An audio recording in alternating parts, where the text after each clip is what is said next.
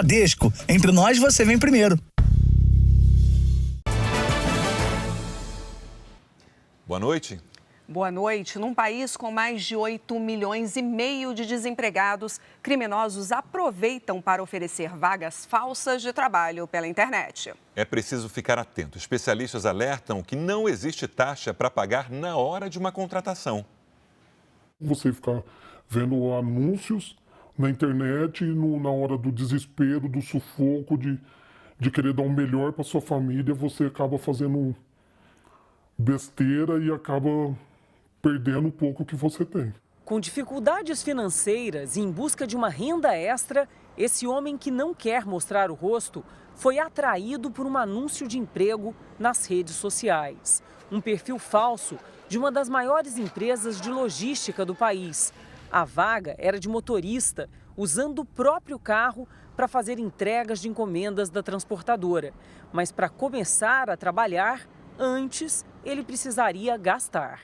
Eu teria que instalar uns equipamentos no meu carro, que seria câmera e rastreador do carro, que era uma segurança para eles, para não ter desvio da carga e tal. O valor era muito alto para a atual condição financeira. Nossa, eu vou ter que ver, então, se eu consigo esses 600 reais, porque eu não tenho, mano. Não tem nenhum centavo. A vítima negociou e depositou R$270. No dia seguinte, um técnico faria a instalação para que ele pudesse começar a trabalhar. Mas o suposto profissional não apareceu. O homem ficou sem o dinheiro e o trabalho. O que seria para acrescentar, acabou que causando um transtorno na minha cabeça. Os golpes digitais se tornaram tão frequentes no Brasil nos últimos anos e cada vez mais convincentes que muitas empresas do país acabaram deixando seus processos de admissão mais rigorosos. Mas os especialistas alertam que a principal cautela continua sendo de quem procura uma vaga de emprego, principalmente nas redes sociais. Não existe contratação, ou oportunidade de emprego em que você tenha que pagar alguma taxa ou algum valor específico. Se a vítima já caiu no golpe, é preciso procurar a polícia, o banco e preservar todas as conversas e comprovantes. Esse advogado especialista em crimes digitais aconselha atenção ao buscar uma vaga na internet. Então, quando você entra numa rede social e verifica um perfil de uma empresa de grande porte, essa empresa vai ter lá, vai estar marcada como um perfil checado pela rede social, exatamente para evitar que as pessoas caiam nas fraudes. Veja agora outros destaques do dia. Jovem que morreu durante teste físico em concurso militar de Mato Grosso do Sul é enterrado em Goiânia. Justiça manda prender filho de homem suspeito de envolvimento na morte de Marielle Franco. Lançamento em massa de satélites do bilionário Elon Musk preocupa autoridades pelo mundo. Peixes raros e ameaçados de extinção entram na mira de quadrilhas de tráfico internacional de animais. Pesquisa mostra que preocupação com trabalho e finanças afeta a saúde mental dos jovens brasileiros.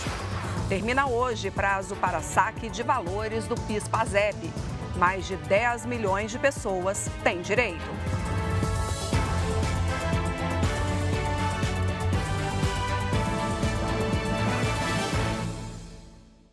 Oferecimento: Bradesco, não anote senhas no seu celular.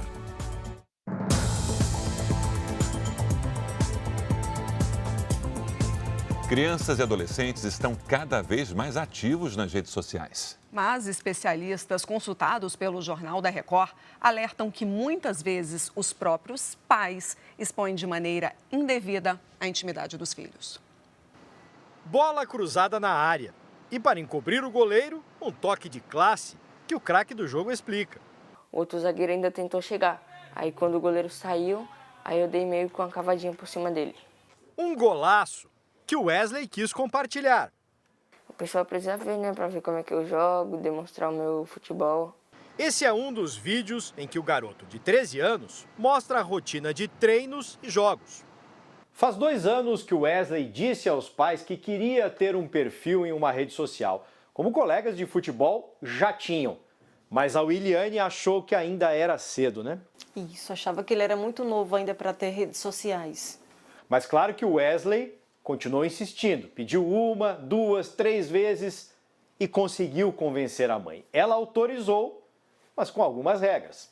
Ele sempre precisa mostrar a imagem para os pais antes de publicar. O adolescente já tem quase 500 seguidores, aprovados pela mãe. E alguns tipos de postagem já estão vetados. Tem muitas dancinhas que eu acho que não é apropriada para criança, então assim, eu não concordo. Tem que meio que sensual, essas coisas assim, eu não aprovo isso. Os cuidados não são apenas com o que os adolescentes compartilham. Especialistas dizem que os pais também devem evitar uma exposição exagerada dos filhos. O empresário Mark Zuckerberg, fundador de uma das redes sociais mais conhecidas do mundo, evita mostrar o rosto das filhas. Esta advogada alerta que as publicações muitas vezes revelam informações que podem colocar em risco a segurança dos menores. Não compartilhar momentos muito íntimos da criança. Fotos ou vídeos que tenham e que exponham muitas informações sobre a rotina da criança ou do adolescente, como fotos, por exemplo, com uniforme escolar, né? Que tragam, enfim, que possam colocar aí uma exposição tanto online como offline em risco. Já os perfis em que os próprios adolescentes ou crianças fazem publicações podem comprometer o desenvolvimento e até desconectá-los da realidade, segundo essa psicóloga. Ali no mundo fictício eu tenho alguém que me olhe, alguém que me dê um like, alguém que está preocupado se eu postei ou não postei, mas é muito perigoso você se apaixonar por uma coisa que não é real. Cuidar da imagem dos filhos no mundo digital tem que ser uma preocupação constante dos pais. Sempre controlar, verificar com quem ele está conversando, às vezes um comentário começa a puxar assunto. Então, assim, tem que estar bem ativo, bem de olho mesmo, realmente. 20 pessoas passaram mal durante testes físicos de um concurso para a Polícia Militar de Mato Grosso do Sul. Um dos candidatos morreu. Arthur Matheus Martins Rosa tinha 25 anos e trabalhou como policial penal até 2020. A irmã conta que nos últimos anos ele se dedicava ao sonho de ser policial militar. Desde quando a gente estudava no colégio militar, esse sempre foi um sonho dele, né? De poder servir, de poder contribuir com a sociedade. Arthur tinha passado no concurso da PM em 3 estados. Ontem era o dia de fazer o teste de aptidão física em Campo Grande, Mato Grosso do Sul. Era a 4ª fase do concurso e eliminatória. Entre os exercícios estava uma corrida de 2.400 metros em 12 minutos. Tudo debaixo do sol de mais de 30 graus e com ar muito seco. 2 candidatos passaram mal na reta final da corrida. Um deles era Arthur, que tenta se levantar, mas não consegue. 10 segundos, cara, para chegar, olha a chegada ali. Em 4 dias de prova, 20 candidatos se sentiram mal durante os testes. Em mensagem de áudio, uma candidata reclamou das condições oferecidas pela banca responsável pelo concurso público. Tiveram que correr no sol de meio-dia, 13 horas, mesmo chegando às 6 horas da manhã. E, além disso, muitos candidatos não se hidrataram, não beberam água porque a banca proibia de ir ao banheiro. Arthur chegou a ser socorrido, mas morreu no hospital. O enterro aconteceu neste sábado, aqui em Goiânia. O IDECAM, instituto responsável pelo concurso, afirmou em nota que lamenta a morte e que prestou suporte à família. Já o governo de Mato Grosso do Sul disse ter determinado que o caso seja esclarecido. A gente quer ir atrás de justiça para que isso não aconteça com outras pessoas, para que os sonhos de outras pessoas não sejam interrompidos como foi o do meu irmão. A Justiça do Rio de Janeiro decretou novas prisões para os investigados pela morte da vereadora Marielle Franco. Mas agora eles são suspeitos de outro crime: explorar um esquema clandestino de TV a cabo. As empresas envolvidas no esquema ilegal atuavam em bairros da zona norte do Rio. Rony Lessa e o ex-bombeiro Maxwell Simões Corrêa, o Suel, já estão presos por suspeita de participação no assassinato de Marielle Franco e do motorista Anderson Gomes. Agora a Justiça decretou também a prisão do filho de Suel e outros 2 envolvidos no esquema clandestino de instalação de TVs a cabo. Segundo a investigação, há 5 anos eles participam de uma organização criminosa que obriga os moradores a adquirir o serviço.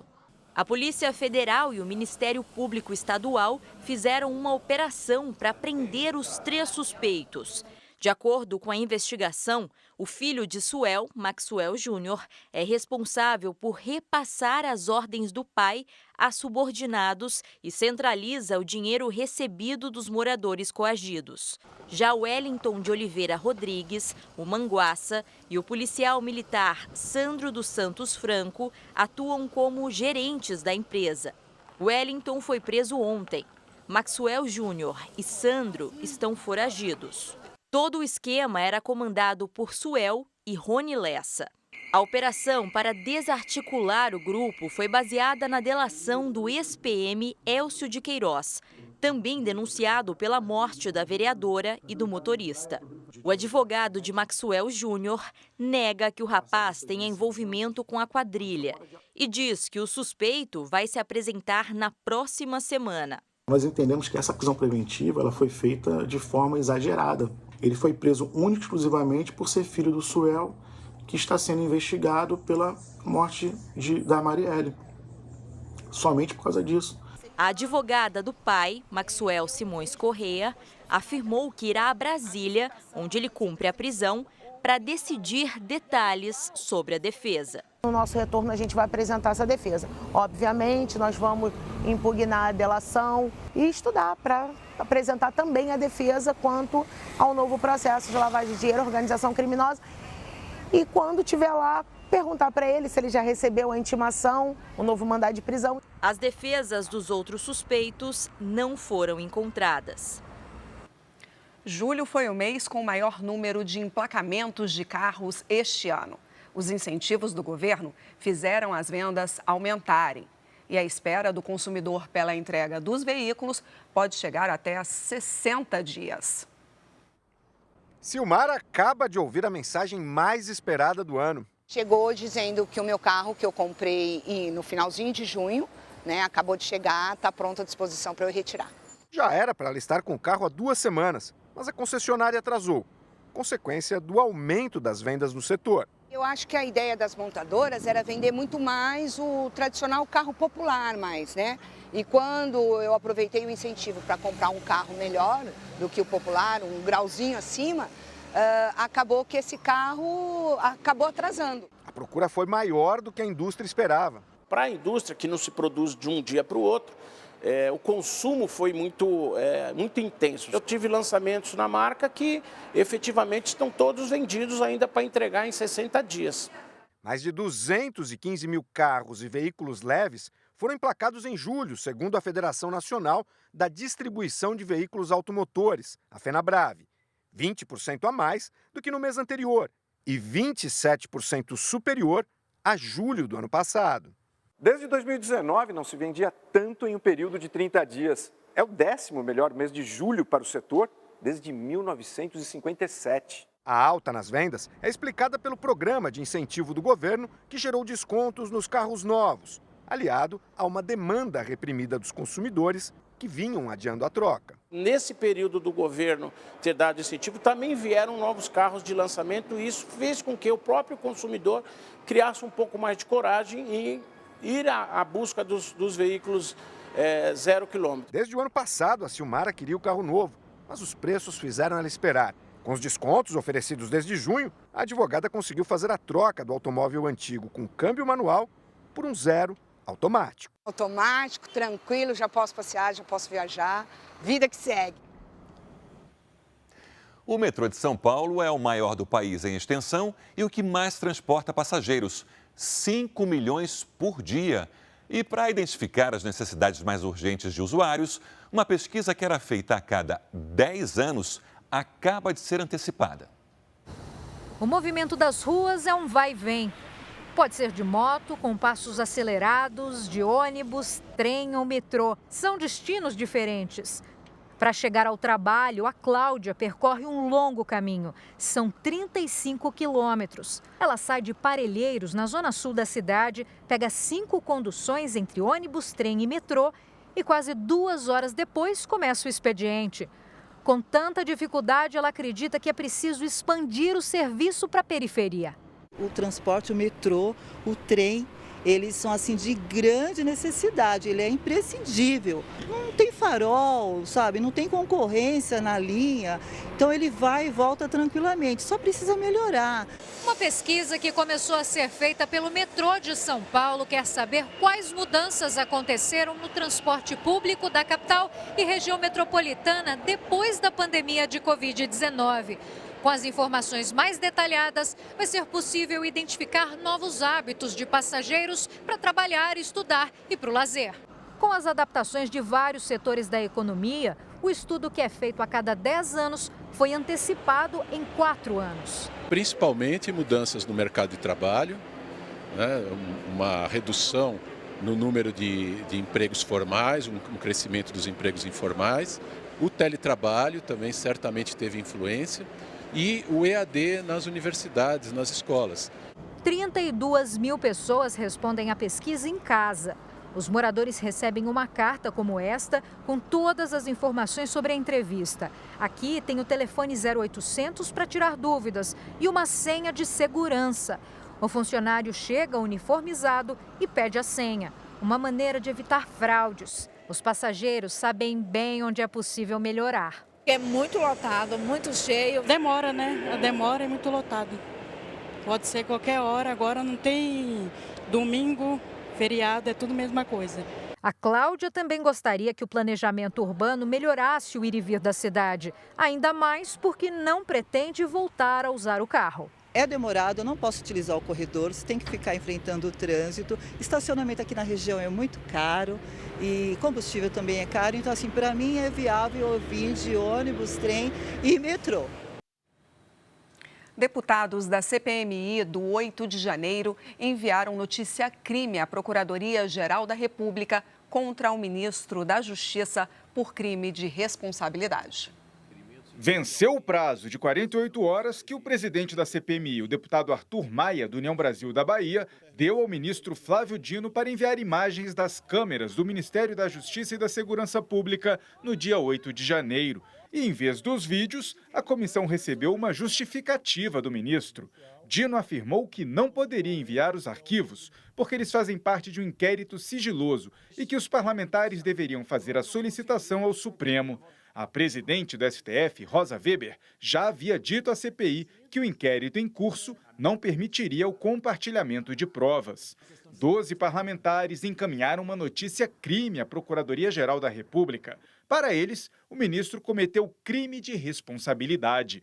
Eles argumentam que a postura do ministro Flávio Dino despreza as atribuições constitucionais e institucionais do Congresso Nacional, na medida em que deixa de cumprir a requisição de informações que lhe foi endereçada formalmente pela CPMI. Cabe à PGR analisar o caso e pedir ou não ao Supremo a abertura da investigação. Nem o presidente da comissão, o deputado Arthur Maia, nem a relatora, a senadora Elisiane Gama, se manifestaram sobre a posição do ministro Flávio Dino e nem sobre a notícia-crime apresentada pelos parlamentares de oposição. Se negar a atender uma requisição de uma CPMI é desobedecer um comando constitucional, desprezando a competência de todo um poder da República. É inadmissível, portanto, o ministro de Estado não atender a uma CPMI.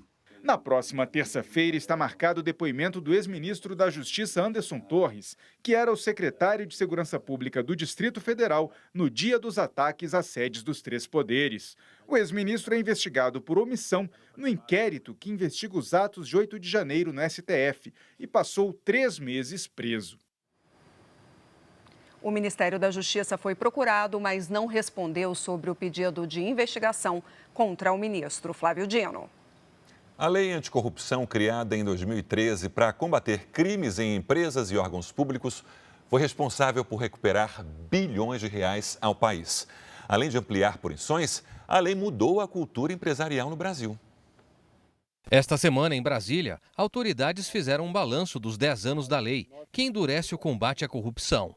Depois de ser sancionada pela então presidente Dilma Rousseff, a lei anticorrupção ganhou destaque ao ser aplicada em casos envolvendo a Operação Lava Jato, que começou em 2014 para investigar irregularidades em contratos da Petrobras. Ao todo, desde 2013, foram aplicados 1 bilhão e 200 milhões de reais em multas. O número de processos supera os 1.600, com 18 bilhões de reais ressarcidos aos cofres públicos. Essa advogada explica que a nova legislação ampliou as punições para as empresas envolvidas em casos de corrupção e promoveu uma mudança na cultura de gestão empresarial no Brasil. A legislação, em geral, trouxe penalidades muito severas para as empresas. Então, a gente tem multas de percentuais que vão em cima de faturamento bruto, a gente tem a realidade de suspensão temporária ou definitiva de atividade, solução compulsória da empresa, prisão dos próprios sócios e agentes envolvidos. Então, as penalidades, sendo tão graves assim, fizeram com que a cultura empresarial mudasse e se preocupasse com essa questão. Pela lei, a Controladoria Geral da União é responsável por negociar acordos de leniência com empresas que são alvo de investigação. Nesse tipo de negociação, elas aceitam colaborar com as autoridades em casos de corrupção por meio da entrega de provas e informações, em troca de multas e penas mais leves. O ministro da CGU comemora os avanços que surgiram com a legislação. A partir da lei anticorrupção, a gente conseguiu criar uma cultura de integridade empresarial no Brasil. Hoje é muito raro você ver uma empresa, pelo menos de grande porte, que não tenha uma estrutura de compliance dentro da empresa, com pelo menos padrões mínimos de avaliação de condutas, de monitoramento, eventualmente também de gestão de consequências de detecção de eventuais ilícitos, né? A CGU e o BNDES firmaram nesta semana um acordo para criar métodos de boas práticas que terão que ser atendidos por grandes empresas que tomam financiamentos do banco. A expectativa é aumentar a transparência e melhorar a gestão em companhias que usam dinheiro público. A Controladoria Geral da União também deve assinar ainda este mês um acordo de cooperação com o Conselho Administrativo de Defesa Econômica. Uma das funções do CAD é investigar cartéis em licitações, um crime previsto na Lei Anticorrupção e que também é uma das competências da CGU. O objetivo desse tipo de parceria é tornar os processos de investigação mais eficientes e as punições para os responsáveis mais rápidas. Termina hoje, às 11h59, o prazo para saque de mais de 25 bilhões de reais esquecidos no PIS/PASEP. 10 milhões e 400 mil trabalhadores que tiveram a carteira assinada entre 1971 e 1988 têm direito ao saque das cotas. Em caso de titular falecido, beneficiários legais podem acessar os recursos. Segundo a Caixa Econômica Federal, até agora 745 milhões de reais foram resgatados. O valor médio das cotas é de R$ 2.300. A solicitação pode ser feita pelo aplicativo do FGTS. Os valores que não forem sacados serão repassados ao Tesouro Nacional. Após o fim do prazo, os beneficiários terão ainda 5 anos para pedir o resgate, mas o governo federal não divulgou os novos procedimentos. A cesta básica ficou mais barata em 13 capitais do país em julho. Na contramão está Porto Alegre, que entre as cidades pesquisadas registra o custo mais elevado para os produtos. Quem trabalha em restaurantes já sente os efeitos do aumento da cesta básica em Porto Alegre. Itens indispensáveis no cardápio, como o tomate, a batata inglesa e a banana, estão mais caros. Um restaurante grande consegue negociar preços, prazos de pagamento. Já um restaurante pequeno, o pequeno empreendedor sofre muito mais. Então é inevitável, de alguma forma, em algum tempo, um repasse ao cardápio do preço, desse aumento do preço. Porto Alegre vai na contramão da queda, registrada na maioria das capitais brasileiras pesquisadas pelo DIEESE, o Departamento Intersindical de Estatística e Estudos Socioeconômicos. Houve queda em 13 das 17 cidades pesquisadas. A cesta básica, que inclui itens indispensáveis para uma família de 4 pessoas se alimentar por um mês, sai por R$ 777 na capital gaúcha.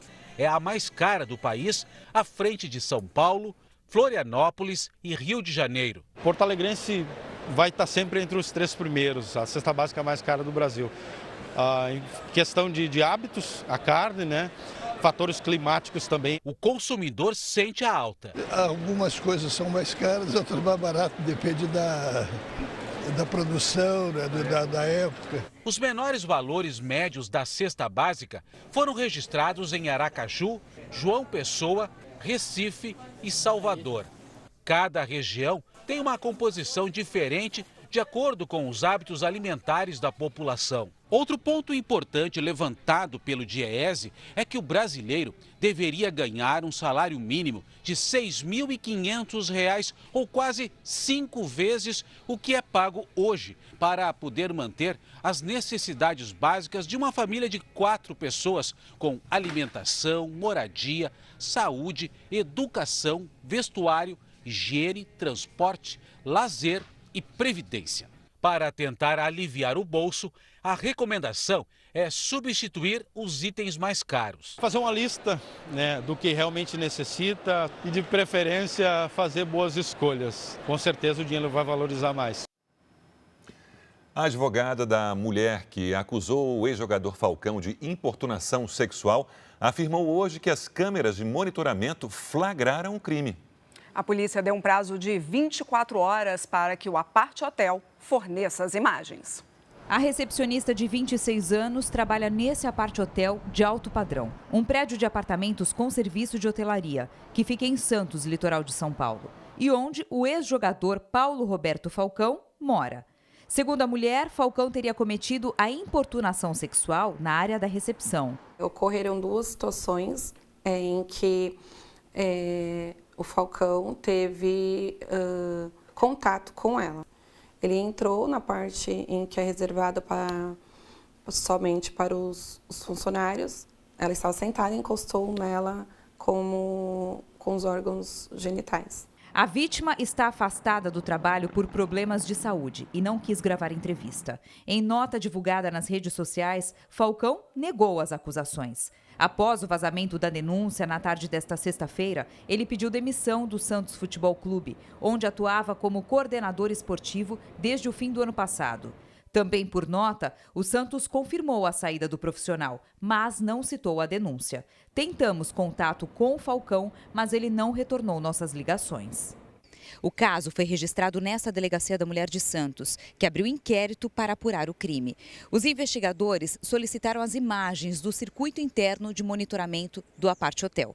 Se comprovado, o crime de importunação sexual prevê pena de 1 a 5 anos de prisão.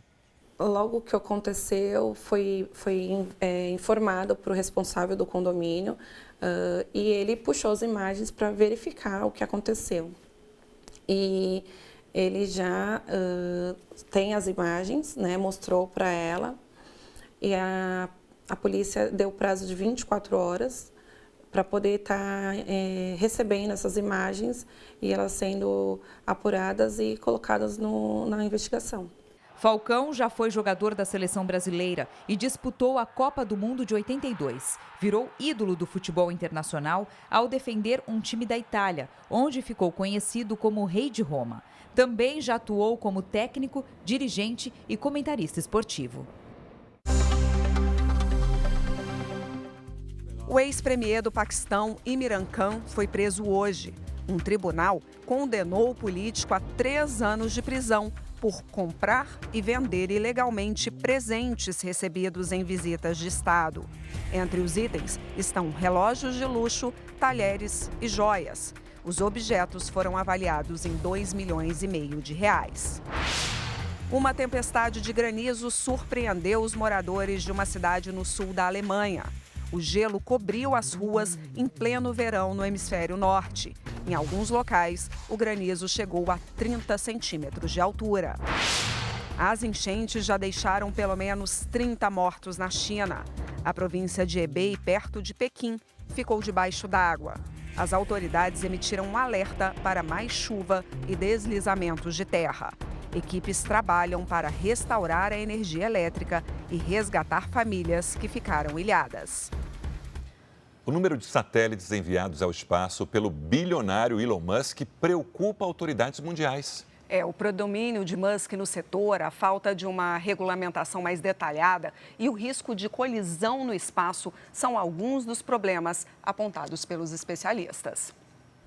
Elon Musk, o empresário sul-africano naturalizado americano, é dono da SpaceX, empresa do setor aeroespacial e de comunicações. Uma subsidiária da companhia, a Starlink, vende conexão à internet via satélite, em alta velocidade. Os clientes estão em mais de 50 países e territórios, entre eles o Brasil, onde a empresa tem licença para operar até 2027. O serviço também está disponível em zonas de guerra e um dos clientes é a Ucrânia, que já usou a internet dos satélites da Starlink para coordenar ataques de drones durante a guerra contra a Rússia. Atualmente, mais de 4.500 satélites da Starlink estão em órbita, o que representa 53% de todos os equipamentos ativos no espaço. E Elon Musk espera aumentar ainda mais esse número, lançando até 42 mil nos próximos anos. O bilionário usa os foguetes da outra empresa dele, a SpaceX, para lançar os satélites com custo muito menor do que as concorrentes. Mas especialistas estão preocupados com esse aumento desenfreado de lançamentos. Pode haver risco de colisão se os satélites estiverem à mesma distância da Terra ou em transição para a órbita, como explica o coordenador de Engenharia, Tecnologia e Ciências Espaciais do INPE, Instituto Nacional de Pesquisas Espaciais. Vamos supor que eu quero chegar a 750 quilômetros, eu vou ter que passar pelos 550. E nesse momento eu vou ter que evitar risco de colisão com praticamente um enxame de satélites. A colisão poderia derrubar os sinais de transmissão. Mas, segundo o professor de Engenharia Aeroespacial da Universidade Federal do ABC, não representaria necessariamente perigo para a população. As velocidades nessas órbitas é coisa de 20 mil quilômetros por hora. Então, se houver um choque entre eles, realmente vai ficar milhões de pedacinhos que, quando caísse na Terra, iam virar estrelas cadentes, os meteoritos que estão por aí.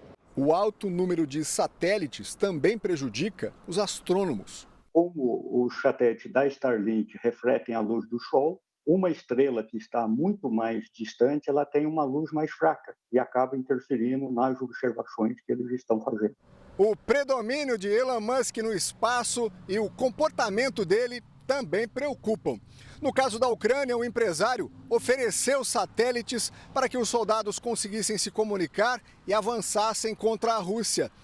Mas em determinado momento afirmou que não poderia mais arcar com os custos e pediu à defesa americana que financiasse o serviço. Cerca de 8 meses depois, o Pentágono revelou que pagava pela internet na Ucrânia.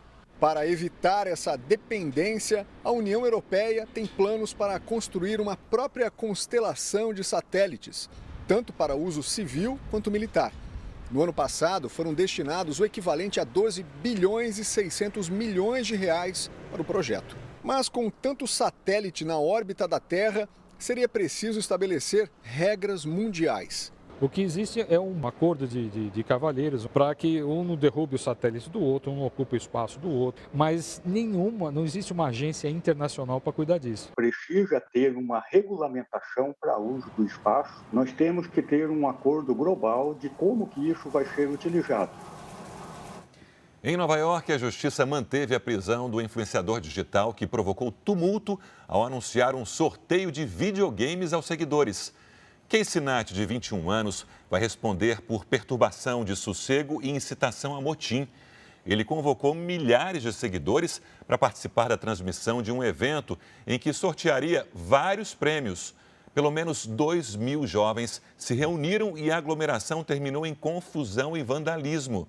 Centenas de policiais foram acionados para conter a multidão. Pelo menos 12 pessoas ficaram feridas. Um agente da guarda costeira teve que pular a bordo de um barco desgovernado no estado americano da Flórida. A câmera acoplada ao uniforme registrou a cena. Segundo as investigações, o piloto caiu da embarcação, que continuou navegando. O homem foi resgatado em seguida, sem ferimentos. Manhãs muito frias e tardes muito quentes. Essa tem sido a rotina em boa parte do sul do Brasil. Característica do inverno, a mudança brusca de temperatura ao longo do dia exige cuidados para não ficar doente. À tarde, o que mais se vê em Curitiba é gente com o casaco na mão, na cintura, nos ombros. Que vai pegar sol do nada, de manhã tá 13 graus, de tarde tá 30. É uma surpresa, né? A gente nunca espera, o tempo tá meio maluco, um dia frio, outro calor. A rotina é essa, coloca o casaco de manhã, tira perto da hora do almoço e coloca de novo com o anoitecer. A gente tá passeando, já trouxe para garantir, né? Vai que fica frio durante o passeio, né? Em Curitiba, quando o dia amanhece nesta época do ano, a temperatura está geralmente perto dos 10 graus.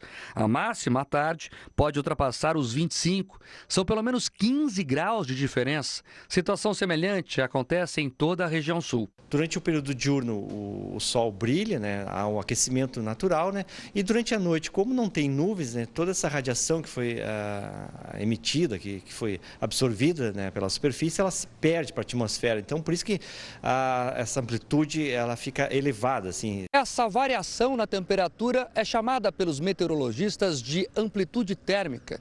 E a dor de cabeça não está só em precisar ter um casaco sempre à mão. É preciso também dar atenção aos efeitos que a mudança entre frio e calor podem causar no corpo. Sintomas como dor de garganta, tosse e coriza se tornam mais comuns. Primeiro tem essa própria variação, essa adaptação do corpo à oscilação de temperatura que causa várias diferenças no corpo. Então, começando desde os nossos vasos, que eles se contraem, então tendo uma resposta, descarga de adrenalina, e também pela questão da mudança dos hábitos, né? Quando está mais frio, as pessoas tendem a ficar lá no ambiente mais fechado, que infelizmente acaba facilitando essa contaminação. Os médicos alertam para o aumento da transmissão das doenças respiratórias e recomendam seguir os cuidados básicos de lavar sempre as mãos e, ao sentir sintomas, usar máscaras. O efeito cebola, quando a gente vai viajar ainda, a gente veio de avião, né? Vai chegando, fazendo as escalas e vai tirando as roupas, carregando no aeroporto.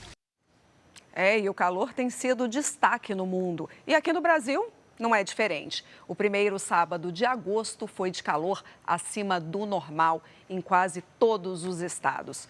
Oi, Lidiane Sayuri, vai vir aí uma frente fria para poder esfriar? Vem sim, Renata, a partir de segunda-feira, mas ela só muda o tempo no sul do Brasil, viu? Na metade sul. Boa noite para você. Oi, Sérgio, muito boa noite. Boa noite a todos que nos acompanham. Neste momento, a frente fria está em formação no Uruguai. Amanhã, ela avança lentamente e provoca chuva apenas no extremo sul do Rio Grande do Sul. Chove também no litoral do Nordeste e no extremo norte do Brasil. O domingo ainda será de muito sol e calor entre a fronteira com o Uruguai e o sul do Maranhão. No centro-oeste, o calor aumenta e a umidade do ar segue baixa nas horas mais quentes do dia. Em Porto Alegre, máxima de 28 graus. No Rio de Janeiro faz até 31. Em Goiânia, 33. Em Fortaleza, 32 e até 35 em Manaus. Em São Paulo, em Cuiabá, em Palmas e em Teresina, as atividades ao ar livre estão garantidas neste domingo. Mas atenção ao tempo seco. À tarde, máximas de 30, 39 e até 38 graus. Tempo delivery para o Eustáquio de Santo Antônio da Boa Vista, Minas Gerais. Vamos para lá, Sérgio. Eustáquio, boa noite para você. Olha, sem chance de chuva nos próximos dias. E o veranico continua até metade da semana que vem. Domingo e segunda, com máximas de 31 graus. Na terça, faz até 32. A Gilda e o Matheus são de Maceió, Alagoas. O Matheus quer saber se vai chover ou não. Opa, vamos lá. Boa noite para vocês. Matheus, olha, até pode chover nos próximos dias, mas a quantidade de água não provoca transtornos e também não ajuda a espantar o calorão. Neste domingo faz até 27 graus à tarde. Previsão personalizada para qualquer cidade do Brasil e do mundo é aqui no Tempo Delivery. Mande o seu pedido pelas redes sociais com a hashtag você no JR.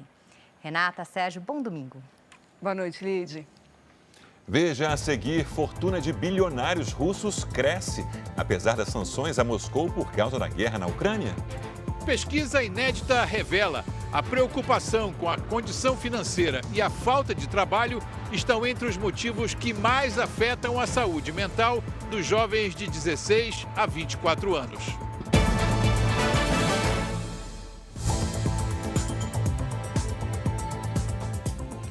Uma pesquisa revelou que o maior percentual da população brasileira que diz estar deprimida tem entre 16 e 24 anos. A falta de trabalho e a preocupação com a condição financeira estão entre os motivos que mais causam problemas de saúde mental nos jovens. A Brenda tem 16 anos e uma angústia que não cabe no peito. Aluna do 2º ano do ensino médio, ela não consegue encontrar uma vaga como jovem aprendiz para ganhar o próprio dinheiro. O primeiro passo para uma vida mais independente, mas não só. Para ajudar a minha mãe em casa, para conseguir ficar menos dependente dos meus pais e conseguir comprar as coisas que eu quero sem sobrecarregar eles. A Brenda não está sozinha nesse cenário de tristeza e dúvidas. Uma pesquisa inédita, feita para medir o nível de saúde mental dos brasileiros, revela que a falta de trabalho e a preocupação com a condição financeira estão entre os motivos que mais angustiam os jovens na faixa dos 16 aos 24 anos. O maior percentual de pessoas que afirmam ter pouco interesse ou prazer em fazer as coisas também está entre os jovens. O mesmo vale quando a pergunta é sobre estar deprimido. A pesquisa, feita por uma organização filantrópica e de direitos humanos, tem como objetivo analisar os múltiplos aspectos, hábitos e situações que refletem de maneira negativa e positiva na saúde mental dos brasileiros. O nosso intuito com essa pesquisa é justamente munir decisores, formuladores de políticas públicas, setor privado, setor público, a sociedade como um todo, para se apropriar desse tema e tratar a saúde mental com mais centralidade. O levantamento também mostra que só 5% dos brasileiros entrevistados relataram fazer psicoterapia e 41% se dizem insatisfeitos com serviços de saúde. A Brenda, que praticamente deixou de sair com as amigas, está entre eles. Às vezes a gente não tem o suporte que a gente precisa. Para este psiquiatra, a juventude precisa ser preparada para os desafios de um mundo que está em constante mudança, uma realidade bem diferente da dos pais. Corre-se o risco dessa geração ficar estigmatizada, porque ela é uma geração que não foi preparada para um mundo que mudou, um mundo em que as oportunidades de trabalho são muito diferentes, em que as estruturas familiares estão muito diferentes. Eu acho que se eu tivesse um emprego, se eu convivesse com outros jovens, seria muito mais fácil para manter mais assim a saúde mental em dia, assim. A Polícia Federal e o IBAMA fizeram uma operação contra o comércio e transporte ilegal de madeira na região de Belém do Pará. Foram apreendidos maquinários e madeira sem documentação de origem. Foi a 33ª operação contra crimes ambientais no estado só este ano. A jovem que passou mal ao sentir o cheiro de pimenta voltou a ser internada em Goiânia. Ela tinha ido para casa 4 dias atrás, depois de receber alta. Thaís Medeiros de Oliveira, de 25 anos, teve febre e foi levada para a UTI. Em fevereiro, ela teve uma forte reação alérgica durante um almoço. 2 homens e uma mulher foram presos, suspeitos de integrar uma quadrilha que roubava casas no Rio de Janeiro. Segundo a investigação, eles ainda torturavam os moradores para obter senhas bancárias. A Ucrânia voltou a atacar embarcações russas usando drones marítimos. O ataque aconteceu durante a madrugada. A Rússia informou que um petroleiro foi atingido no Mar Negro. A casa de máquinas ficou danificada, mas não houve feridos e não há risco de afundamento. Segundo o Kremlin, a embarcação não era militar. Ontem, um navio da Marinha Russa também foi atingido em uma base do Mar Negro. A fortuna de bilionários russos está crescendo mesmo com o país em guerra. O patrimônio dos magnatas aumentou quase 50% este ano, apesar das sanções econômicas enfrentadas por Moscou. A relação de bilionários é extensa. 105 aparecem na lista oficial da revista Forbes deste ano. 22 a mais do que no ano passado. Fortunas somadas que ultrapassam o equivalente a 2 trilhões e 200 bilhões de reais. E o que chama a atenção é o salto no crescimento desse patrimônio, mesmo com o país em guerra, enfrentando diversas sanções econômicas. De acordo com a publicação norte-americana, o patrimônio líquido acumulado dos magnatas russos cresceu 48% no último ano. Com isso, a Rússia assume a 5ª posição dos países com mais bilionários no mundo, atrás de Estados Unidos, China, Índia e Alemanha. A explicação, segundo especialistas, estaria na escalada do preço de produtos como petróleo, metais e minerais exportados pela Rússia. A recuperação da moeda do país frente ao dólar também teria favorecido os bilionários. A guerra na Ucrânia está relacionada a uma outra lista de bilionários russos divulgada recentemente. Pelo menos 10 magnatas morreram desde o ano passado. Todos eram críticos à invasão russa à Ucrânia e morreram em circunstâncias misteriosas.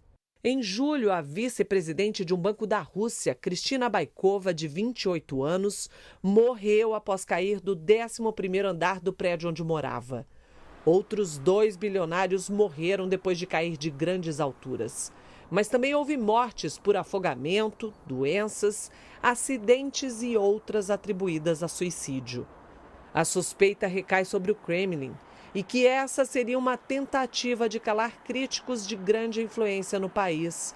Mas até agora não há nenhuma prova contra o governo Putin. Veja agora os destaques do Domingo Espetacular.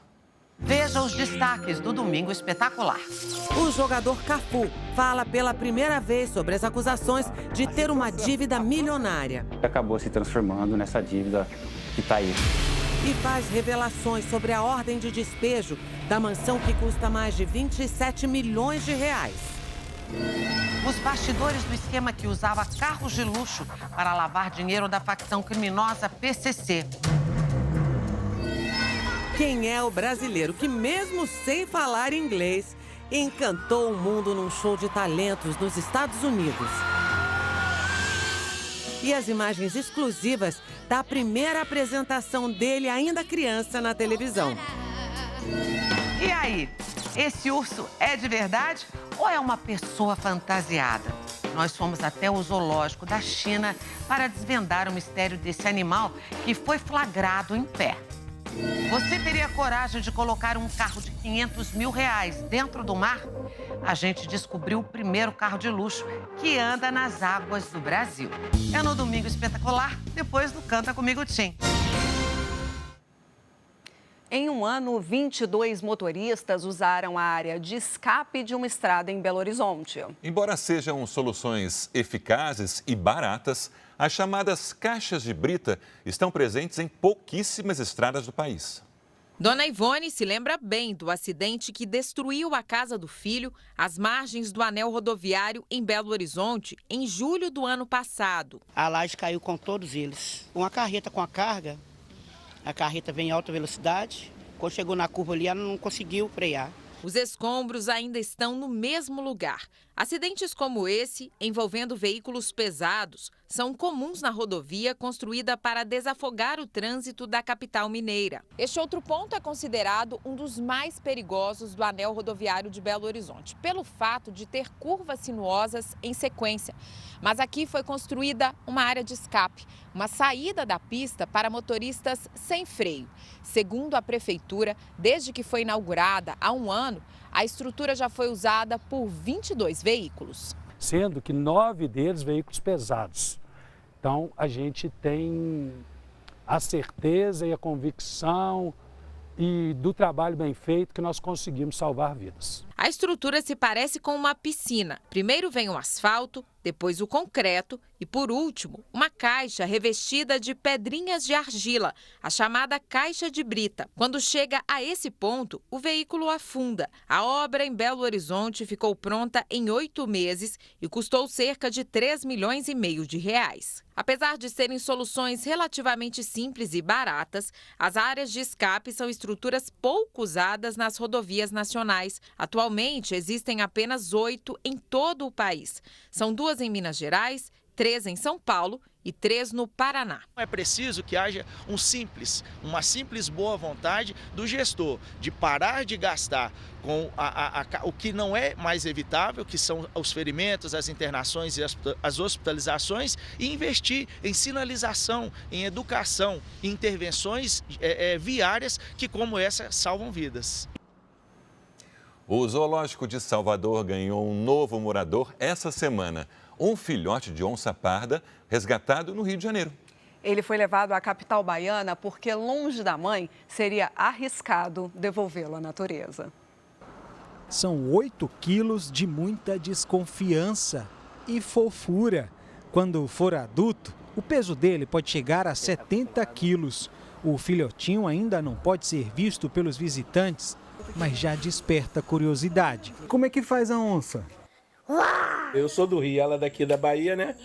E a gente queria ter curiosidade para dar uma olhadinha no filhotinho que veio de lá, né? Ravi foi resgatado em Cambuci, no noroeste do Rio de Janeiro. Ele estava sozinho na mata. Não se sabe o que aconteceu com a mãe dele. Depois disso, o filhote de onça foi levado para uma área de proteção ambiental em São Gonçalo, também no Rio. Em seguida, para um centro de recuperação de animais silvestres. Passou por exames, está saudável e foi liberado para viajar aqui para a Bahia. O zoológico de Salvador será o novo lar de Ravi. Devolver o animal à natureza seria colocá-lo em risco. Com certeza, se soltasse o animal seria uma presa fácil, né? Ou ele iria morrer por não encontrar alimento. Né? Nesse período que ele foi encontrado, ele estava sendo amamentado ainda pela mãe também. Então, ele não teria como conseguir caçar um animal bebê ainda, não tinha experiência nenhuma. Outras 4 onças vão fazer companhia ao Ravi. A mais velha do grupo é um macho de 19 anos, chamado Esteban.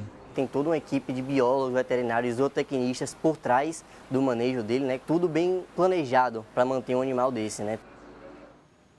Veja a seguir: peixes em extinção se tornam alvo de quadrilhas de tráfico internacional de animais na Amazônia. Rio recebe feira de robótica que reúne estudantes de todo o país.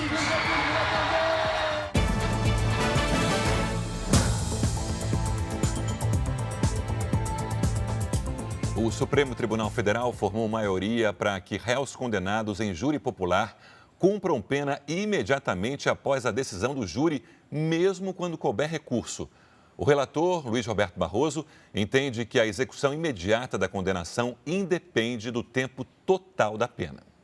Mas o ministro Edson Fachin deu voto divergente no sentido de que a pena seja superior a 15 anos para o cumprimento imediato. Isso ainda terá que ser decidido pelos outros ministros do Supremo. O PT anunciou hoje o apoio ao deputado federal Guilherme Boulos, do PSOL, na disputa pela Prefeitura de São Paulo nas eleições de 2024. O anúncio foi feito na sede do Sindicato dos Trabalhadores da Saúde em São Paulo e teve a presença do ministro da Fazenda, Fernando Haddad. Esta será a primeira vez desde 1985 que o Partido dos Trabalhadores não vai lançar candidatura própria à Prefeitura da capital paulista. Uma ala do partido classificou a decisão como um erro. Boulos disse que o debate é normal. O que há de mais rico em partidos que têm vitalidade, que têm vida real, é você ter debate. E é natural que nos debates tenha divergência. Mas quando se define, todo mundo vem junto. A produção brasileira de carne suína deve bater recorde este ano e ultrapassar 5 milhões de toneladas. O preço mais barato em relação à carne bovina fez aumentar o consumo interno. Os produtores de carne suína trabalham em ritmo acelerado para abastecer os mercados nacional e internacional. Nunca na história o Brasil produziu tanta carne de porco. Em 2023, o setor deve bater o recorde e passar de 5 milhões de toneladas. Quando eu tenho um crescimento, eu trago um benefício não só para o produtor no campo, não só para o trabalhador que é empregado das indústrias da suinocultura, mas também para todo o comércio dessas cidades e o próprio país, porque ajudamos na balança comercial do nosso país. A carne suína está cada vez mais presente na mesa do brasileiro. Uma mudança de hábito reforçada pelo preço mais em conta em relação à carne bovina. O consumo médio por pessoa, que em 2021 era de 15 quilos por ano, deve chegar a 20 quilos em 2023, um aumento de 33%. Então eu deixo de lado mais a de boi para mais a suína, né? Que é bem mais em conta. No açougue do Paulo, os cortes de carne suína hoje são o carro-chefe. A carne suína ela tem todos os cortes que tem o bovino, tem o filé mignon. O filé mignon suíno você faz estrogonofe, você faz bife à parmegiana, bife à milanesa. O Brasil também deve bater recorde de exportação de carne suína este ano. A expectativa é enviar quase 1.200.000 toneladas para mais de 90 países. Só no primeiro semestre, o aumento das exportações passou de 15%. Os produtores comemoram, mas querem vender ainda mais, principalmente para o mercado asiático. Nós temos condições. Nós temos uma suinocultura muito profissionalizada. Nós temos um sistema de integração que garante rastreabilidade de toda a cadeia. E mesmo a parcela de produtores independentes atendem a todos os requisitos de produção dos nossos países importadores. Estudantes de escolas de todo o país participaram hoje de um torneio de robótica no Rio de Janeiro. É a oportunidade para muitos adolescentes mostrarem o talento a representantes de empresas de tecnologia. É como uma prova final da escola, só que com muito mais emoção. Foram meses de preparação para esses estudantes, com idades entre 12 e 18 anos. São 800 alunos de escolas públicas e particulares de todo o país que participam de uma das maiores competições de robótica do Brasil. Uma experiência assim, tu não aprende só sobre robótica, mas sobre a vida. Que nós vivemos novas emoções, conhecemos novas pessoas. É uma experiência totalmente diferente. É a primeira vez uma competição de robótica. Eles apresentam criações que vão de robôs gigantes a miniaturas de carros que atingem altas velocidades. A criatividade, inovação e tecnologia estão em jogo. Apesar da pouca idade, os estudantes levam essa competição muito a sério. Estar aqui é possivelmente o primeiro passo para uma carreira profissional. E com olheiros de empresa, você vai ver várias empresas aqui olhando esses alunos, alguns já financiando. As empresas geralmente começam financiando alguns times. Esses alunos que estão aqui serão os profissionais mais disputados no mercado de trabalho. Times apostos. Aqui eles estão prestes a começar uma final. Concentração e últimos ajustes nos equipamentos. Os robôs têm que cumprir uma tarefa em poucos segundos. E a equipe do estado do Pará foi a campeã na categoria.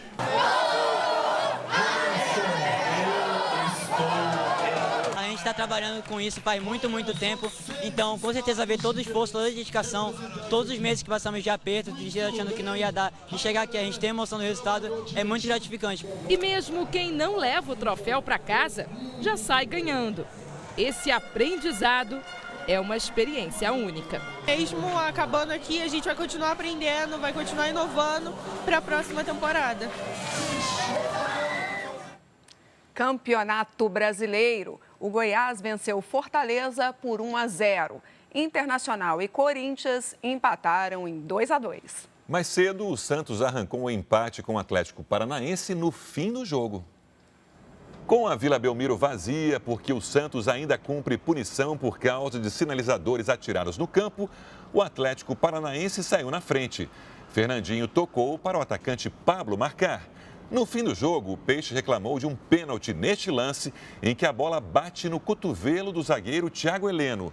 O VAR revisou a jogada e o juiz assinalou a penalidade. Marcos Leonardo foi para a bola e fez final 1-1. Peixes ornamentais raros que vivem no rio Xingu, no Pará, estão na mira de quadrilhas de tráfico internacional de animais. Apenas uma organização chegou a movimentar 5 milhões de reais em menos de 2 anos. E os peixes mais procurados pelos criminosos são os que estão em risco de extinção. Pesquisadores lutam para identificar e preservar as espécies que vivem na Amazônia. Os tons em preto e branco desse peixinho chamam a atenção. Ele é raro e só existe no rio Xingu, em Altamira, sudoeste do Pará. Esse é o acari-zebra, um peixe de água doce que vive entre pedras e correntezas nessa parte da Amazônia. Mas a espécie está ameaçada de extinção e um dos motivos é a pesca ilegal. O valor estimado de cada espécie aí do acari-zebra no mercado internacional chega de 200 a 500 dólares na sua espécie normal, e eles na sua espécie rara ou diferenciado, como é dito, pode chegar até 2.000 dólares cada exemplar. Há 2 anos, a Polícia Federal em Altamira realiza operações para coibir o tráfico internacional de peixes ornamentais. 12 pessoas foram presas em uma das ações. Do Pará, os peixes eram levados para Tabatinga, no estado do Amazonas, fronteira com a Colômbia. De lá, eram vendidos para países da Ásia e da Europa e para os Estados Unidos. Essa rede era muito bem hierarquizada e ela começava através dos pescadores, que muitas das vezes são pessoas humildes que estavam ali, né? E aí eles eram submetidos a trabalhos quase que degradantes ali, mergulhando, e ganhavam por exemplar R$5, R$20, até R$20, R$30. Em uma das apreensões, os policiais encontraram 1.000 peixes ornamentais. Além do tráfico de animais silvestres, os criminosos respondem por crime ambiental, maus tratos, lavagem de dinheiro e organização criminosa. Somadas, as penas chegam a 18 anos de prisão. A Polícia Federal estima que o grupo criminoso movimentou cerca de R$5 milhões em menos de 2 anos. Mesmo com essa quadrilha desarticulada, o trabalho da Polícia Federal continua. São peixes que são sob encomenda e, por ser um peixe muito raro, tem um valor ainda mais alto, elevado. Diante da ameaça, pesquisadores da Universidade Federal do Pará lutam para preservar o acari-zebra e outras espécies que vivem ao longo do rio Xingu. São semanas vivendo em um acampamento montado às margens do rio. A gente está acompanhando todo o rio Xingu em vários setores e é uma vivência que eu nunca tive antes, então está sendo incrível. O monitoramento dos pesquisadores é feito em uma extensão de cerca de 300 quilômetros pelo rio Xingu. E entre as técnicas que eles utilizam para a observação das espécies está o trabalho de mergulho. A gente faz filmagem, registra, né, no PVC algumas informações, né, que vão servir para a gente depois analisar esses dados e ter informações sobre, né, esses peixes aqui do rio Xingu. Em quase 10 anos, 21 novas espécies de peixes foram identificadas na região e relatadas para a comunidade científica pelos pesquisadores. 16 são encontradas apenas nesta parte do rio. Um dos nossos projetos principais é acompanhar as populações naturais dessa espécie e também fazer reprodução em cativeiro. A reprodução em cativeiro é feita nos laboratórios construídos pela concessionária responsável pela usina de Belo Monte, num convênio com a Universidade Federal do Pará. A implantação, a concepção dos laboratórios, tanto o laboratório de ictiologia como o laboratório de peixes ornamentais do Xingu, que foram construídos na Universidade Federal do Pará, foram concebidos no âmbito do processo de licenciamento ambiental da usina hidrelétrica de Belo Monte, mas ao longo do processo ele se mostrou muito maior e hoje perfazem um dos maiores bancos de dados sobre peixes do Xingu, da Amazônia, da América Latina. Na usina, os peixes são monitorados por este chip. Uma estrutura foi construída para facilitar o acesso de várias espécies. Esses animais que a gente preservou, esse laboratório que a gente está reproduzindo os peixes lá, isso aí vai ficar para gerações futuras. Então acho que esse é uma das maiores contribuições que ficou aí que vai ficar desse monitoramento. São as estruturas que a gente montou na universidade e o recurso humano que a gente está formando.